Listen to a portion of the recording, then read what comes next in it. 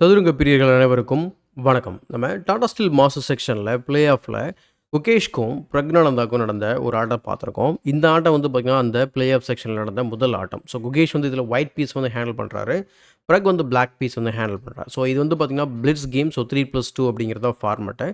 இந்த கேமை பார்க்கறதுக்கு முன்னாடி ஒரு ரெக்வஸ்ட் என்ன அப்படின்னா, நம்ம நீங்கள் சப்ஸ்கிரைப் பண்ணாமல் வீடியோஸ்லாம் பார்த்துட்டீங்க அப்படின்னா சப்ஸ்கிரைப் பண்ணிட்டு பெல் பட்டன் ப்ரெஸ் பண்ணி வச்சுக்கோங்க. இப்போ இந்த கேமை பார்க்கலாம்.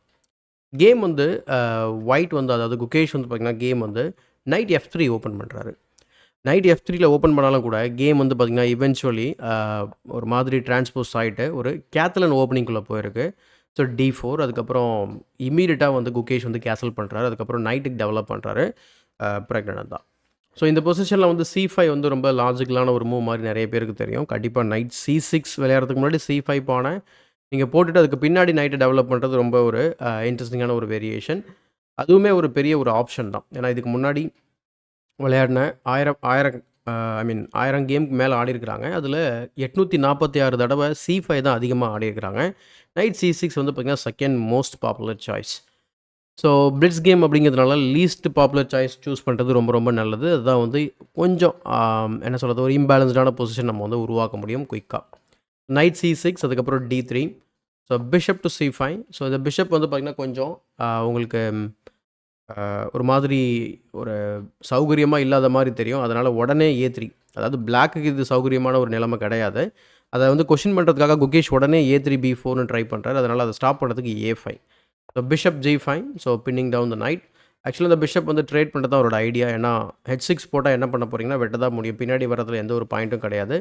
ஏன்னா நைட் C3 போக முடியாது, D2 போக முடியாது. இன்கேஸ் நீங்கள் பிஷப் இங்கே கொண்டு வந்துட்டீங்க அப்படின்னு சொன்னால். பிஷப் F4 போட்டிங்க அப்படின்னு சொன்னாக்கா தென் ஃப்யூச்சரில் உங்களுக்கு வந்து பார்த்திங்கன்னா அந்த பிஷப்பை சேஸ் பண்ணுறது ரொம்ப ரொம்ப ஒரு இன்ட்ரெஸ்டிங்கான ஒரு வேரியேஷனாக இருக்கும் பிளாக்குக்கு. ஸோ அதனால் வெட்டிடுறாரு. குயின் டெவலப் ஆகுது. Knight B D2. So Gukesh வந்து பிஷப் பேரை வந்து கொடுத்துட்டு விளையாடுறாரு. நைட்டை சென்ட்ரலைஸ் பண்ண பார்க்குறாரு. ப்ளஸ் குயினையும் பிஷப்பையும் ஃபோர்க் பண்ண பார்க்குறாரு. அதனால் queen E7. Night E4 anyway. அதுக்கப்புறம் A4. இந்த இடத்துல பிஷப் பேரை ப்ரிசர்வ் பண்ணணும் அப்படின்னு நினச்சிங்கன்னா கண்டிப்பாக நீங்கள் வந்து இந்த இந்த பிஷப் வந்து பார்த்திங்கன்னா நீங்கள் மூவ் பண்ணி ஆகணும். எக்ஸாம்பிள் பிஷப் B6 நீங்கள் ட்ரை பண்ணலாம். பட் தென் ரூக் C1 போட்டுட்டு C5 வரும். அதே மூவ் நீங்கள் வந்து நம்ம பிஷப் B6 போடாமல் A7ல் போட்டோன்னு சொன்னால் தென் அதே மாதிரி நம்ம இங்கே இந்த பொசிஷனில் வந்து பார்த்திங்கன்னா குயின் A4 அல்லது ஈவன் பான் டு B4 கூட இங்கே பாசிபிள் தான். ஏன்னா A into B4 அடிக்கும்போது இங்கே night into B4 அடிச்சுப்பீங்க.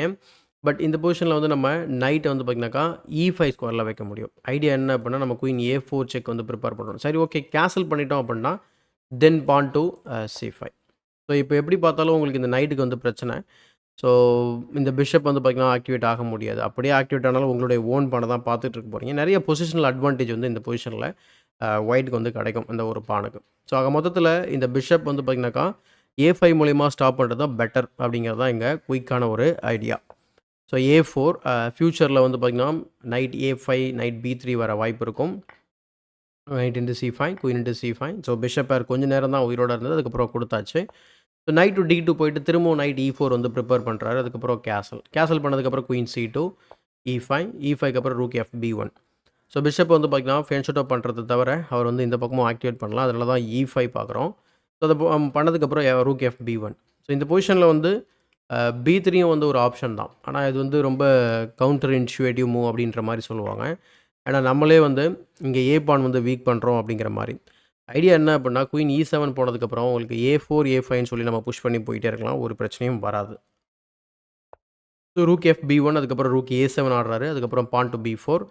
So A into B3. So ஆம்பசான். ஸோ ஆம்பசானை பற்றி எதுவும் தெரியல அப்படின்னா நம்ம சேனலில் ஏற்கனவே ஒரு வீடியோ பண்ணியிருக்கோம் ஆம்பசான் அப்படின்னு சொல்லிட்டு. அந்த வீடியோ நான் வந்து கரெக்டாக இங்கே 4 மினிட்ஸில் லிங்க் பண்ணுற மேலே கார்டில் செக் பண்ணி பாருங்கள். ஸோ ஆம்பசான் அப்படிங்கிறது நீங்கள் கடந்து போகும்போது நம்ம இந்த மாதிரி கேப்சர் பண்ண முடியும். Rook into B3. அதே போல் நைட் into B3 இங்கே பெஸ்ட் மூவ் ஆக்சுவலாக. ஏன் பெஸ்ட் மூவ் அப்படின்னா நம்ம ப்ரீவியஸாக பார்த்த அதே ஐடியா தான். குயின் D6 போன பிறகு நம்ம A4 A5ன்னு சொல்லி நம்ம புஷ் பண்ணி போய்க்கலாம். So rook into B3.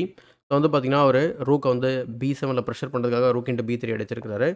So queen வந்து E7 போயிடுது. பின் அதுக்கப்புறம் ரூக் B5 வந்து விளையாடுறாரு இங்கே குகேஷ். அதுக்கு பதில் இங்கே ஒரு சின்ன இம்பேலன்ஸ் க்ரியேட் பண்ணியிருந்திருக்கலாம். பட் இது வந்து ரொம்ப நேச்சுரலான மூவ் மாதிரி தெரியாது. ஸோ அது ஹியூமன் விளையாடுவாங்களானும் தெரியாது. அந்த மாதிரியான ஒரு கம்ப்யூட்டர் ரெக்கமெண்டேஷன் தான் இது. ஏன்னா அதுக்கப்புறம் A4 வச்சு நம்ம வந்து பாஸ் பான் இருக்குது அப்படிங்கிறது தான் ஆர்கியூமெண்ட்டு. ப்ளஸ் வந்து பார்த்திங்கன்னா நீங்கள் அந்த C பானை வந்து கொடுத்துட்டு கூட நீங்கள் மீதி இருக்கக்கூடிய அவங்களுடைய C6 C7 வந்து டார்கெட் பண்ணலாம். அதே நேரத்தில் உங்களுக்கு ஏ பான் வந்து ஸ்ட்ராங்கான பாஸ் பானாகவும் உருவாக்கலாம் அப்படிங்கிறது தான் கம்ப்யூட்டரோட சஜஷன் நான் நினைக்கிறேன்.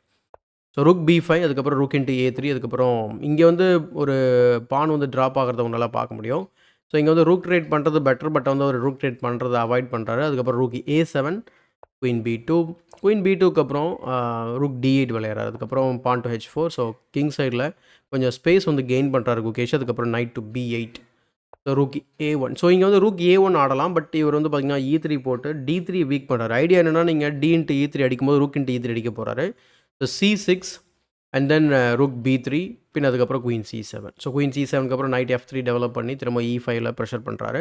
இன்ஃபேக்ட் நாங்கள் D4 வந்து பார்த்திங்கன்னா டபுள் அட்டாக்ல இருக்குது. ஸோ அதனால் நைட் A6 வந்து ட்ரை பண்ணுறாரு. ஸோ அந்த எக்ஸ்ட்ரா இருக்கக்கூடிய பானை வந்து பார்த்திங்கன்னா இந்த பொசிஷனில் வின் பண்ணலாமா அப்படின்னு கேட்டிங்கன்னா தாராளமாக வின் பண்ணலாம். So into D4 into D4 and then night into D4. So இங்கே நைட் C5 வந்து பார்த்திங்கன்னா கொஞ்சம் ஸ்ட்ராங்கான மூவ் மாதிரி தெரியும். காரணம் என்னென்னு பார்க்கும்போது உங்களுக்கு ரூக்கை வந்து பார்த்திங்கன்னா கொஞ்சம் பிரச்சனையில் மாட்டிக்கும். இங்கே பாருங்கள், ஒரு ஃபேமிலி ஃபோர்க்லேயே லேண்ட் ஆக வாய்ப்பு இருக்குது. ஸோ இந்த ஒரு சின்ன ட்ரிக் இங்கே இருக்குது அப்படிங்கிறதுனால, ஏன்னா அதில் அக்யூரேட்டாக விளையாட முடியாது பிட்ஸ் கேம் அப்படிங்கிறதுனால. ஸோ அதனால் கூட அந்த மூவ் வந்து அவர் வந்து வெட்டாமல் இருந்திருக்கலாம். ஸோ ரூக் ஏ3 அதுக்கப்புறம் குயின் D6. இப்போ அந்த த்ரெட் வந்து பார்த்திங்கன்னா ரியல், அதனால் வந்து அந்த D4 பானுக்கு வந்து பாதுகாப்பு கொடுத்துட்றாரு ப்ரக். அதுக்கப்புறம் இன்ட்டு D4 அடிக்கிறார், into D4 and then queen to B6. Queen B6 வந்ததுக்கப்புறம் A7 இருக்கக்கூடிய rook attack. So rook A8 night into D4. ஆக்சுவலாக இது வந்து பார்த்திங்கன்னா ப்ரில்லியன்ட் மூவ். இது வந்து ஒரு சூப்பரான டாக்டிக்ஸ் இருக்கும். இன்ஃபேக்ட் இதே மாதிரியான ஒரு டாக்டிக்ஸ் தான் வந்து பார்த்திங்கன்னா ஃபைனலாக வந்து குகேஷ் ஆர் ப்ரக் வந்து பார்த்திங்கன்னா பிளண்டர் பண்ணுவார். இங்கே அந்த இடத்துல அதே மாதிரியான ஒரு டாக்டிக்ஸ் இருக்குது. இங்கே ஏன் வந்து இந்த நைட்டை வந்து வெட்ட முடியாது அப்படின்னா, ஜஸ்ட் ஒரு சிம்பிளான ஒரு டாக்டிக்கல் ஐடியா இருக்கிறது உங்களால் கால்குலேட் பண்ண முடியும்னு நினைக்கிறேன். ஸோ வீடியோ பாஸ் பண்ணி நீங்கள் ட்ரை பண்ணி பாருங்கள். இதனால தான் அவர் நைட் C7 விளையாடிட்டு இந்த ரூக் E8 செக்கை வந்து பிளாக் பண்ணுறாரு. ஸோ குயின் இன்ட்டு D4 அடிக்கும்போது பிரச்சனை என்ன அப்படின்னா, நமக்கு செக் இருக்குது. கிங்கை மூவ் பண்ணிங்கன்னு சொன்னால் தென் குயின் டெக்ஸ் D8 உங்களுக்கு ஒரு ரூக் வந்து ட்ராப் ஆகும். ஸோ எக்ஸ்சேஞ்ச் வந்து down basically plus with much better position சொல்லி சொல்லலாம். ப்ளஸ் C8ல் இருக்கக்கூடிய பிஷப்பும் வந்து பார்த்திங்கன்னா அட்டாக்ல இருக்குது. ஸோ நைட் C7க்கு அப்புறம் அந்த இது ஐடியா வந்து கம்ப்ளீட்டாக ஸ்டாப் பண்ணுறாரு. பின் அதுக்கப்புறம் ரூக் இன்ட்டு A8. ஸோ இங்கே நைட் டு B5 வந்து பார்த்திங்கன்னா ஒரு ப்ரில்லியண்ட்டான move again for white. C into B5 அடிச்சிங்க அப்படின்னு சொன்னால் queen into D6 then rook into D6 then rook A8. So இது ஒரு லாங் வேரியேஷன், ஆனால் இது வந்து ஒரு அட்வான்டேஜ் கொடுக்கக்கூடிய ஒரு வேரியேஷன் தான். நைட் B5 விளையாடி இருக்கலாம், but rook into A8. So rook night into A8 அதுக்கப்புறம் குயின் A7 போயிட்டு நைட்டை ப்ரெஷர் பண்ணுறாரு. ஸோ நைட் திரும்ப C7 டெவலப் ஆகி வந்துடுது. குயின் A5 திரும்ப ஒரு எக்ஸ்ரே மாதிரியான ஒரு விஷயம். அப்புறம் ஃபைனலாக குயின் இன்ட்டு D4 அடிக்கிறாரு. ஸோ குயின் இன்ட்டு D4 அடிச்சதுக்கப்புறம் queen into C7. So just வந்து பார்த்திங்கன்னா ஒரு எக்ஸ்சேஞ்ச் மாதிரி பண்ணுறாங்க ஈக்குவல் பீசஸை. பட் ஆனால் இந்த ஒரு பானுக்கு அவருக்கு வந்து பார்த்திங்கன்னா ஒரு ஆக்டிவிட்டி கிடைக்குது. ஸோ ப்ரக்குக்கு வந்து பார்த்திங்கன்னா உங்களுக்கு அவர் ஒரு பான் எக்ஸ்ட்ரா வச்சிருக்காரு, பட் இருந்தாலும் ரூக் E7 ரொம்ப ஸ்ட்ராங்கான மூவ். இங்கே இன்னொரு ப்ரில்லியன்ட் மூவ் வந்து ஒயிட் வந்து இங்கே ட்ரை பண்ண முடியும். அது என்ன அப்படின்னு சொல்லி பார்க்கும்போது பிஷப் டு D5. ஏன் பிஷப் டு D5 வந்து பார்த்திங்கன்னா ப்ரில்லியன்ட் மூவ் அப்படின்னா, ரூக் F8 நீங்கள் பார்த்த உடனே உங்களுக்கு தோணும், பட் பிஷப் F7 ரொம்ப ஸ்ட்ராங்கான மூவ். உங்களால் ஆக்சுவலாக கேப்சர் பண்ண முடியாது. கேப்சர் பண்ணிங்கன்னு சொன்னால் then rook E8 check wins the game on the spot. உங்களுக்கு ஒரு 3 பான் இந்த ப்ராசஸில் கிடைக்கும். ஸோ அந்த விட்ட பானை சேர்த்து நம்ம 2 பான் எக்ஸ்ட்ராவும் கேப்சர் பண்ணிடலாம். அந்த காரணத்தினால ரூக் E7 ஆடுறதுக்கு பதில் பிஷப் D5 வந்து ட்ரை பண்ணால் இன்னும் பெட்டர் ஆப்ஷனாக இருந்திருக்கும். Bishop E6 queen into B7. So அந்த பானை திரும்ப ரெக்கவர் பண்ணிட்டாரு. பான் C5 விளையாடுறாரு. அதுக்கப்புறம் குயின் C7 போயிட்டு அட்டாக் பண்ணால் குயின் D6. ஸோ இது வந்து பார்த்திங்கன்னா மிகப்பெரிய ஒரு பிளண்டர். அண்ட் இந்த பிளண்டர்னால தான் வந்து பார்த்திங்கன்னா இப்போது ஒரு கேம் வந்து தோக்குற நிலைமை ஏற்படுது. வீடியோ பாஸ் பண்ணி நீங்கள் டாக்டிக்ஸ் இருக்கிறத ட்ரை பண்ணி பார்க்கலாம். ஸோ ரொம்ப சிம்பிளான ஒரு டாக்டிக்ஸ் தான். So back rank weakness plus overloaded piece அப்படிங்கிற concept. So rook E8 check, king H7 அதுக்கப்புறம் குயின் டெக்ஸ் D8. ஸோ கம்ப்ளீட்டாக ஒரு ரூக் வந்து ஃப்ரீயாக கிடச்சிருக்கு. ஸோ குயின் E5 ட்ரை பண்ணுறாரு. அதுக்கப்புறம் ரூக் H8 செக்கு, கிங் G6, குயின் D3 செக்கு, பிஷப் F5 வச்சு பிளாக் பண்ணதுக்கப்புறம் குயின் E3 வச்சு குயின் ரைட் பண்ண பார்க்குறாரு. குயின் D6 போயிட்டு அவாய்ட் பண்ணதுக்கப்புறம் rook E8, bishop E6 and then bishop E4 check.